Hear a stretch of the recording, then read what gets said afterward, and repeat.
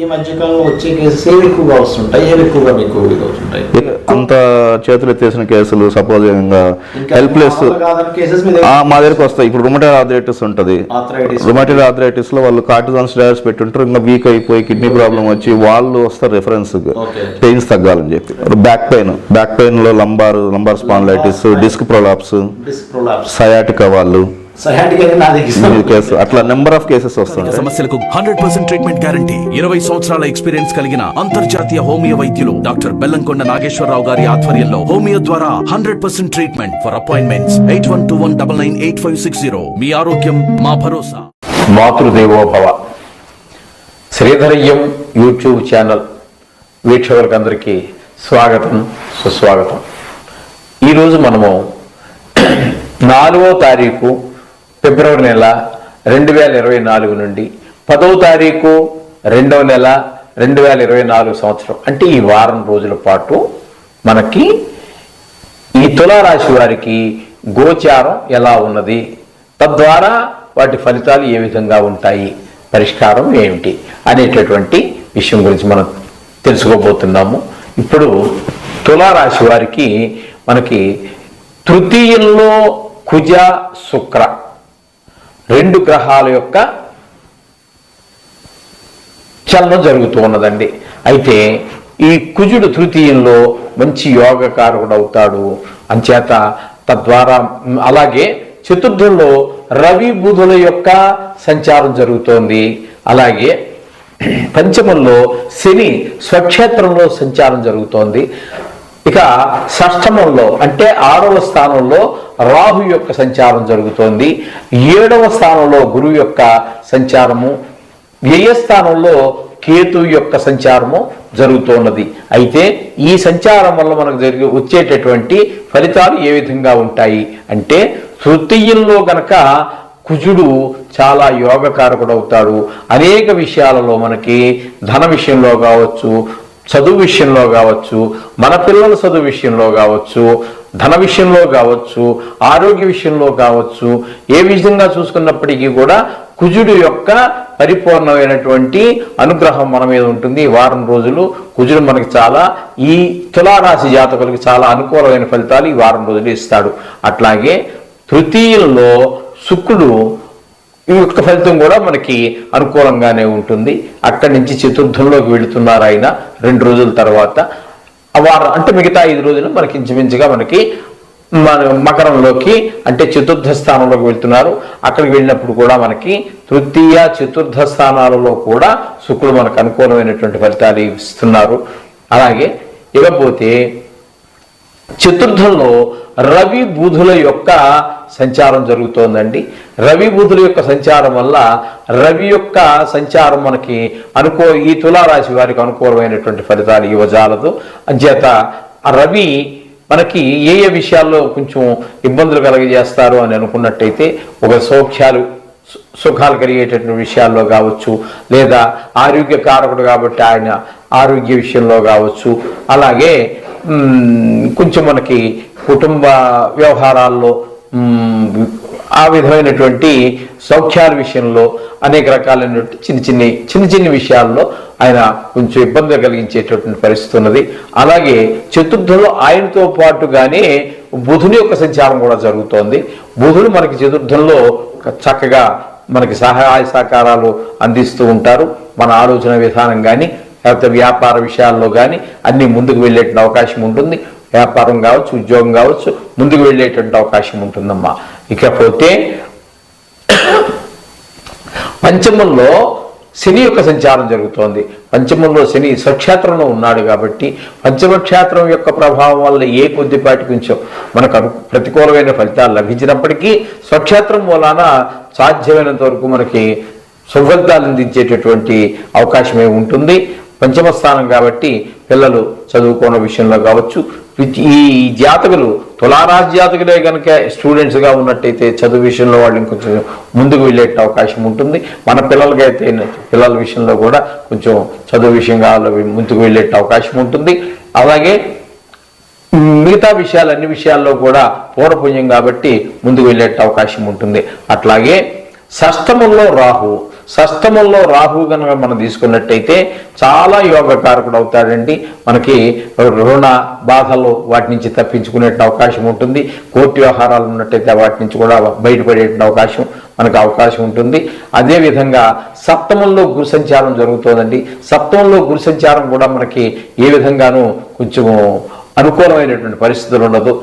మన ఇంట్లో మన భార్య పిల్లలు కావచ్చు, వాళ్ళకి మన మాట కావచ్చు, లేకపోతే ఏ విధంగానూ మనకి సహాయ సహకారాలు, అలాగే ధన విషయంలో కూడా కొంత వెనకబాటుదనం కనిపించే అవకాశం ఉంటుంది. అట్లాగే వ్యయ స్థానంలో కేతు ఉన్నారండి. వ్యయ స్థానంలో కేతు కూడా మనకి అంత శుభ ఫలితాలను ఇవ్వజాలరు.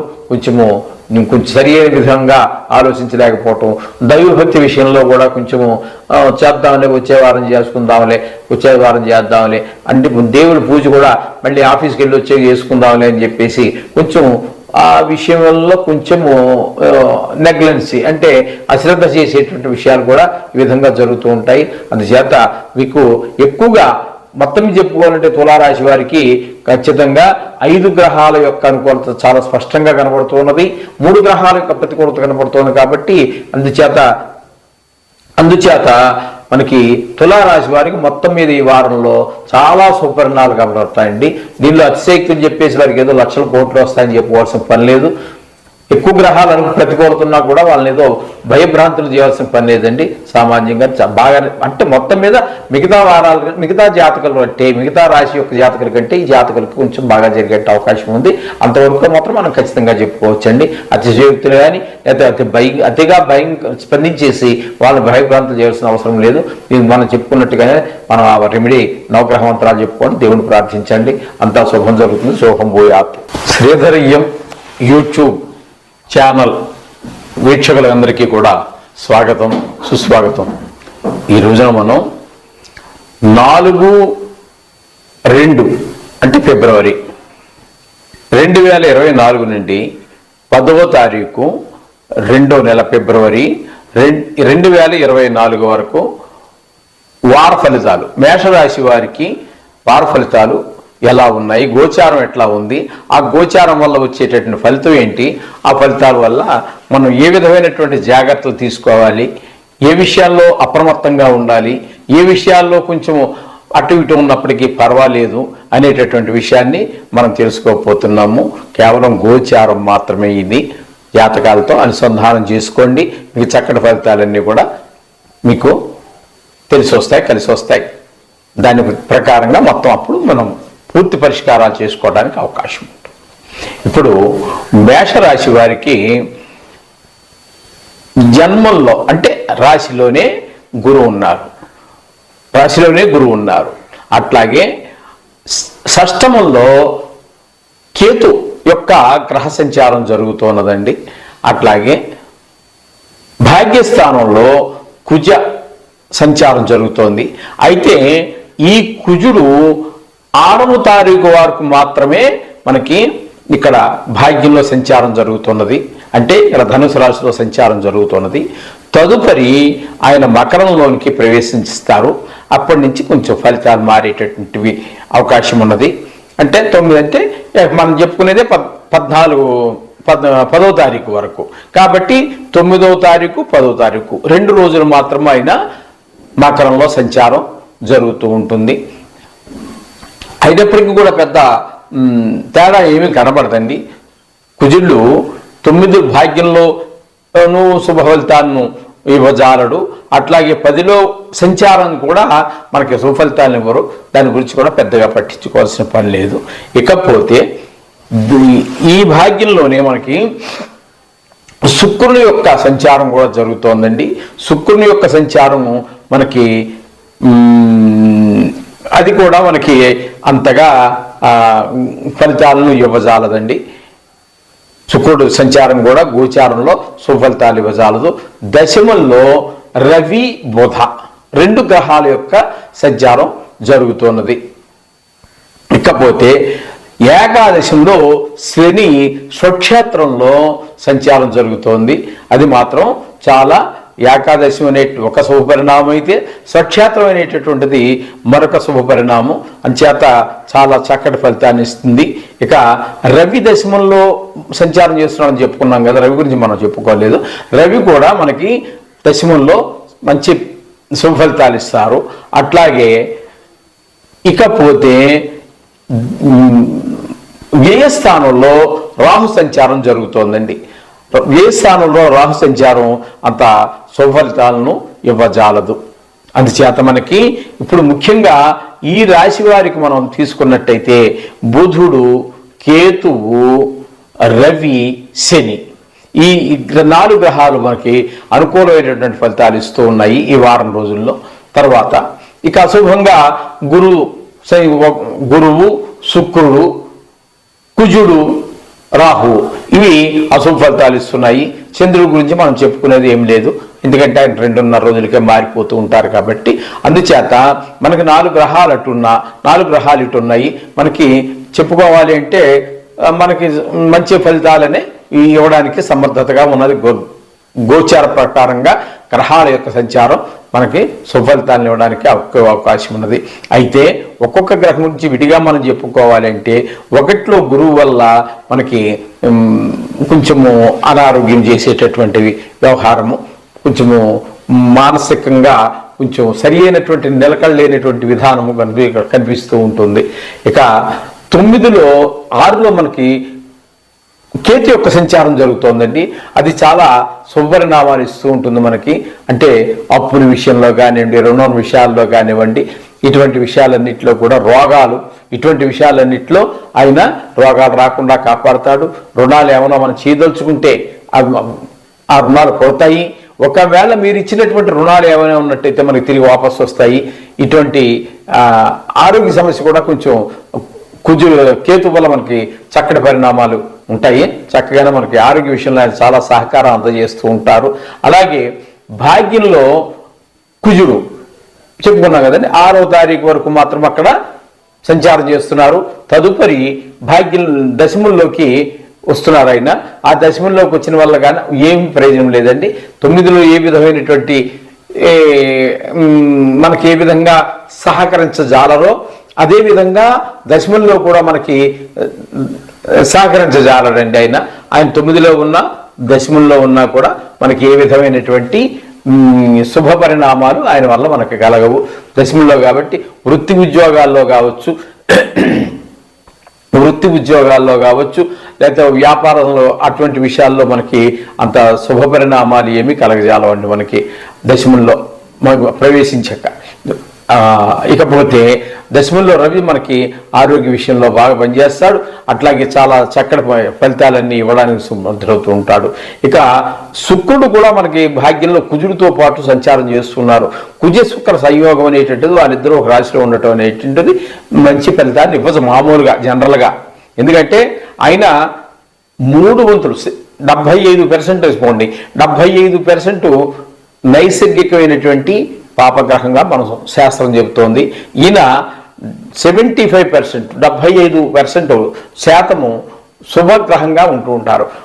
ఎప్పుడైతే ఈక్వల్ అయ్యిందో వాళ్ళిద్దరే కలయిక. అందులో కుజుడికి ఏంటంటే స్వభావం ఆయన దేవసేనాని కాబట్టి కొంచెం ఆయనకి యుద్ధం చేసేటటువంటి అలవాటు ఉంటుంది. గ్రహ యుద్ధం అంటూ ఉంటారు. ఆ గ్రహ యుద్ధం చేసేటటువంటి అలవాటు ఉంటుంది. ఆయన పక్కన ఎవరినున్నా యాక్సెప్ట్ చేస్తాడు ఆయన.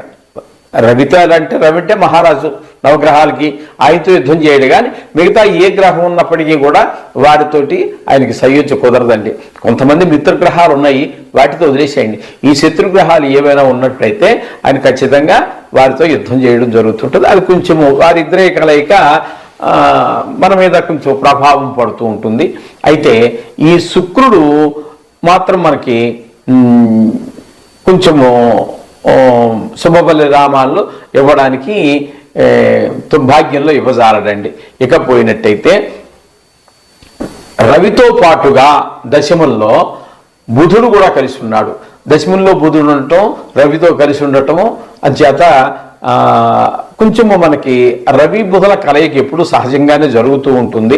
అంచేత రవి కూడా మనకి ఎట్లయితే దశముల్లో యోగిస్తూ ఉన్నాడో అట్లాగే బుధుడు కూడా మనకి చక్కటి పరిణామాలంటే వ్యాపారంలో కావచ్చు, ఉద్యోగంలో కావచ్చు, ధన విషయంలో కావచ్చు, జ్ఞాని కాబట్టి అయినా మంచి గణితంలో మంచి నిష్ణాతుడు, శాస్త్రంలో మంచి నిష్ణాతుడు కాబట్టి ఆయా విషయాల్లో మనకి అందులో రవితో కలిసి ఉండటం ద్వారా మనకి, ఎందుకంటే రవి బుధుడు సామాన్యంగా 12 రాసుల్లో 4 రాసులు కలిసి ఉంటారండి.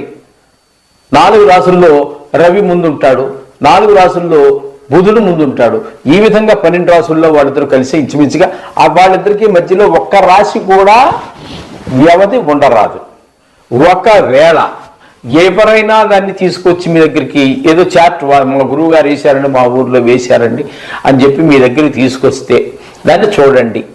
అందులో వారిద్దరి మధ్యన ఒక్క గడి, ఒక్క రాశి ఖాళీ ఉన్నప్పటికీ అది జాతకం తప్పు అని చెప్పేసి మీరు నిర్ధారణ చేసుకోవచ్చు.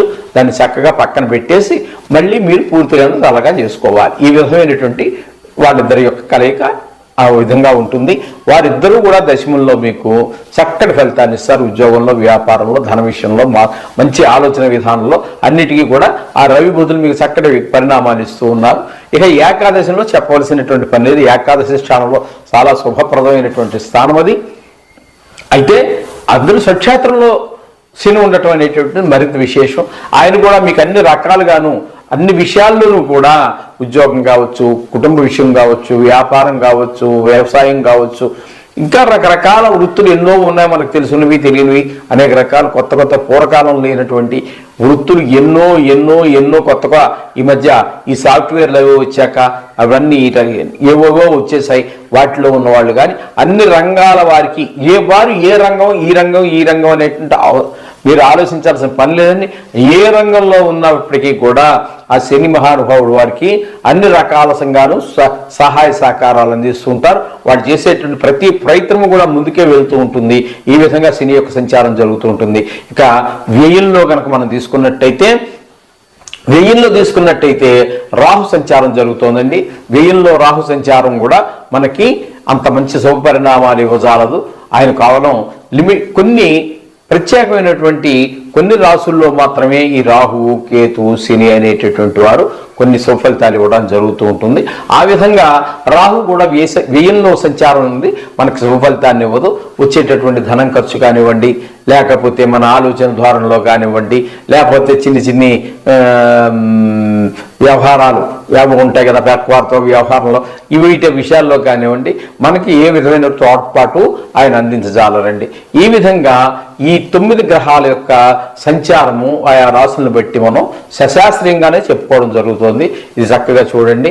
అయితే వీటికి మనకు సహకరించేటటువంటి గ్రహాలకి కానీ, సహకరించినటువంటి గ్రహాలకు కానీ అన్నిటికీ పనికొచ్చేటటువంటి రెమెడీ ఏమిటి అంటే ప్రతిరోజు నవగ్రహ జపం, నవగ్రహాల యొక్క శ్లోకాలు చదువుకోండి. వేదమంత్రాలు వస్తే వేదమంత్రాలు చదువుకోండి. లేకపోతే బీజాక్షర మంత్రాలు ఉంటాయి.